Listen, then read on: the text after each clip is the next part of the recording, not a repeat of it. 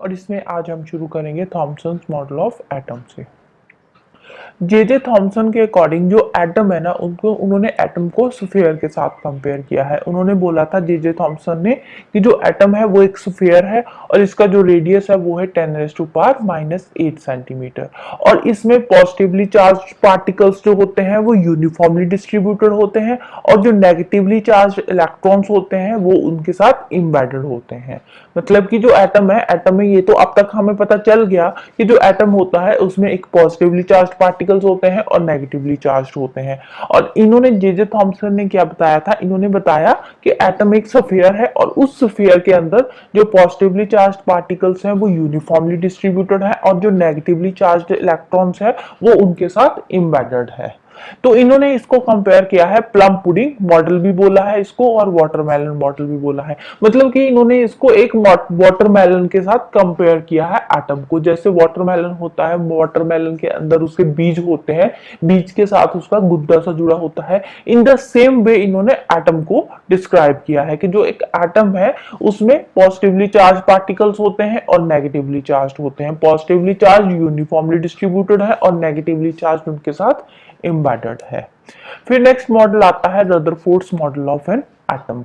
इन्होंने scattering experiment के basis पे रदरफोर्ड ने फिर आगे एक मॉडल बताया था एटम का जिसको बोलते हैं न्यूक्लियर एटॉमिक मैटर मॉडल। तो इस मॉडल के अकॉर्डिंग जो एटम है, एटम में जो पॉजिटिवली चार्ज्ड न्यूक्लियस होता है, एटम जो है एक एटम जो है एटम में इन्होंने बोला कि एक न्यूक्लियस होता है और ये वाला जो न्यूक्लियस है ना इसमें हैवी पॉजिटिवली चार्ज होता है और फिर इसमें जो प्रोटॉन्स और न्यूट्रॉन्स होते हैं वो भी इसके साथ ही प्रेजेंट होते हैं।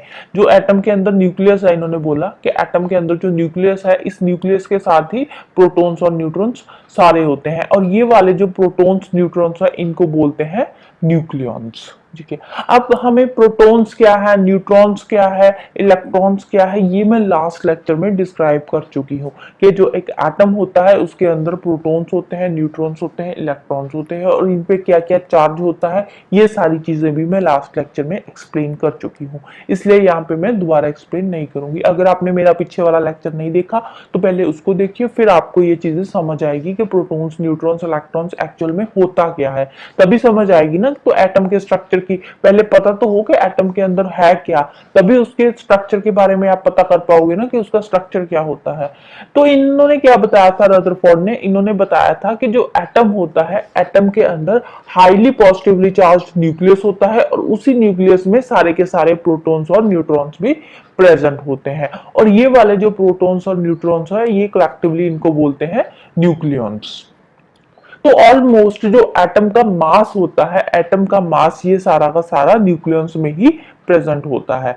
एटम का जो टोटल मास है उसमें जो ज्यादातर मास है वो इस न्यूक्लियस का ही होता है। और न्यूक्लियस का रेडियस कितना होता है, इसका रेडियस है 10⁻⁻13 सेंटीमीटर। एटम का रेडियस 10⁻⁻8 सेंटीमीटर होता है।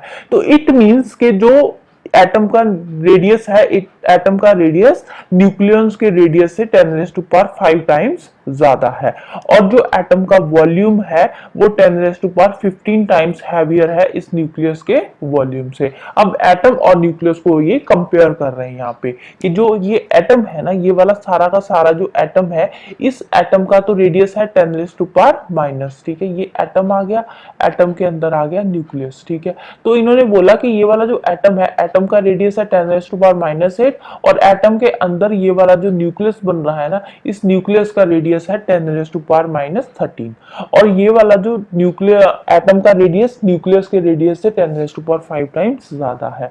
और एटम का तो ज्यादा होगा ना, एटम बड़ी यूनिट है, एटम के अंदर न्यूक्लियस प्रेजेंट है, तो इसीलिए एटम का रेडियस न्यूक्लियस के रेडियस से ज्यादा है और एटम का जो मास है वो भी जो वॉल्यूम है एटम का वो भी न्यूक्लियस के वॉल्यूम से ज्यादा ही होगा क्योंकि न्यूक्लियस एटम के अंदर प्रेजेंट है। तो कितना वॉल्यूम ज्यादा है, एटम का वॉल्यूम 10⁻15 टाइम्स हैवी है न्यूक्लियस के वॉल्यूम से। और इसमें इन्होंने बताया कि जो इलेक्ट्रॉन है ना ये न्यूक्लियस के आसपास फिर रिवॉल्व कर रहे हैं। यहाँ पे हमने पढ़ा था ना कि जो न्यूक्लियस होता है positively charge, heavy positively charge nucleus होता है और इसमें प्रोटॉन्स एंड न्यूट्रॉन्स होते हैं। और ये वाले जो प्रोटॉन्स एंड न्यूट्रॉन्स है ना ये इसके आसपास घूम रहे हैं, न्यूक्लियस के आसपास ये एक फिक्स्ड ऑर्बिट में हाई स्पीड के साथ घूम रहे हैं। इसीलिए ये जो रदरफोर्ड का मॉडल है इसने इसको सोलर सिस्टम के साथ कंपेयर किया है। सोलर सिस्टम में क्या होता है, सेंटर में सन है, सन के आसपास सारे प्लैनेट्स घूम रहे हैं। इन द सेम वे इन्होंने भी बताया कि जो न्यूक्लियस है उसके आसपास बाकी के जो इलेक्ट्रॉन्स है वो रिवॉल्व कर रहे हैं। तो मतलब कि ये न्यूक्लियस को सन के साथ रिप्रेजेंट कर रहे हैं और जो इलेक्ट्रॉन्स है उनको प्लैनेट्स के साथ रिप्रेजेंट कर रहे हैं कि न्यूक्लियस के आसपास ये जितने भी इलेक्ट्रॉन्स हैं ये घूम रहे हैं एटम के अंदर।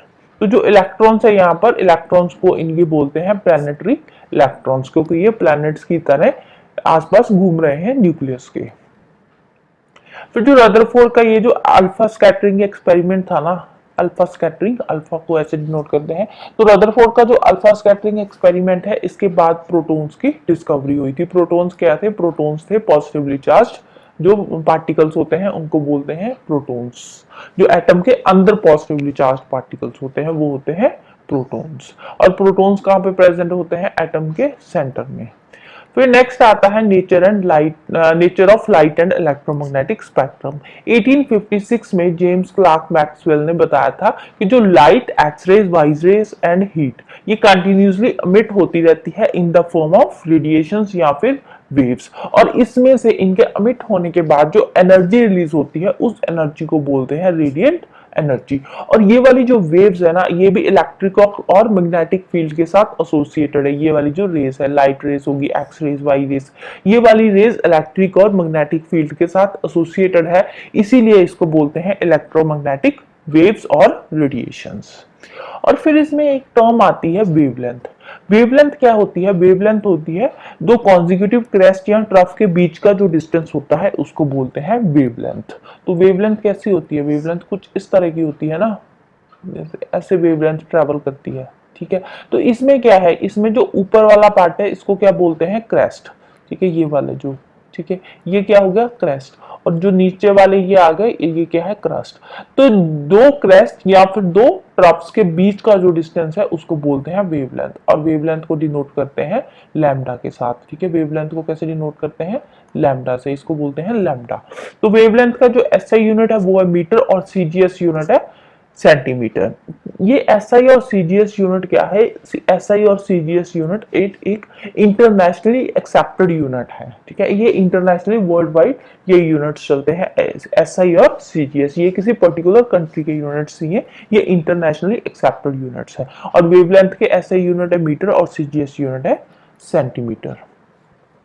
फिर नेक्स्ट आता है फ्रीक्वेंसी। फ्रीक्वेंसी क्या होता है, फ्रीक्वेंसी होता है कि number of waves passing through a point in 1 second, एक सेकंड के अंदर कितनी नंबर ऑफ वेव्स पास कर रही है एक पर्टिकुलर पॉइंट से, तो उसको बोलते हैं फ्रीक्वेंसी। फ्रीक्वेंसी को हम डिनोट करते हैं लेटर म्यू से, ठीक है, वी से बोलते हैं बट इसको थोड़ा ऐसे लिखते हैं, ठीक है। तो फ्रीक्वेंसी को म्यू से हम डिनोट करते हैं। तो इसके यूनिट्स क्या है फ्रीक्वेंसी के, इसके यूनिट्स है साइकिल पर सेकंड, और you can say second inverse और हार्ट्स, मतलब एक हार्ट्स किसके इक्वल है, एक साइकिल पर सेकंड के।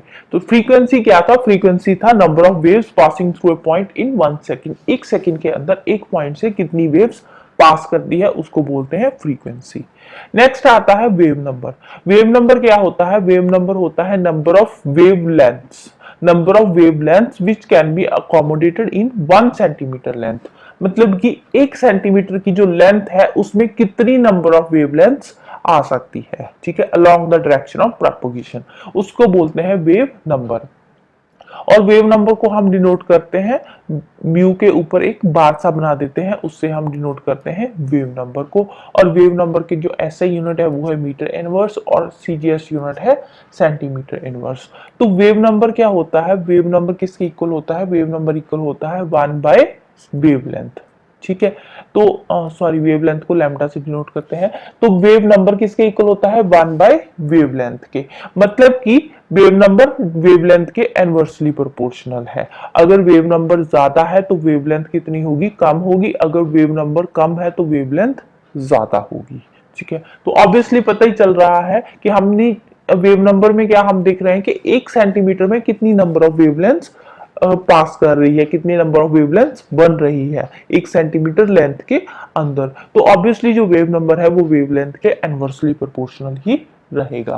फिर आगे इन्होंने एक रिलेशन दे रखा है between the velocity of light, frequency and wavelength. ठीक है, वेलोसिटी ऑफ लाइट को डिनोट करते हैं c के साथ। ठीक है, तो इस यहाँ पे इन्होंने क्या बताया है कि जो वेलोसिटी ऑफ लाइट है वो किसके इक्वल होती है? Frequency into wavelength. ठीक है, फ्रीक्वेंसी इंटू वेवलेंथ के इक्वल होती है वेलोसिटी ऑफ लाइट। ठीक है, c क्या है? c यहाँ पे है velocity of light, right. So that's all about today. Next हम करेंगे Planck's quantum theory of radiations. तो जाने से पहले वीडियो को लाइक कर देना, शेयर कर देना और चैनल को सब्सक्राइब कर लेना। Thank you, bye bye and have a nice day.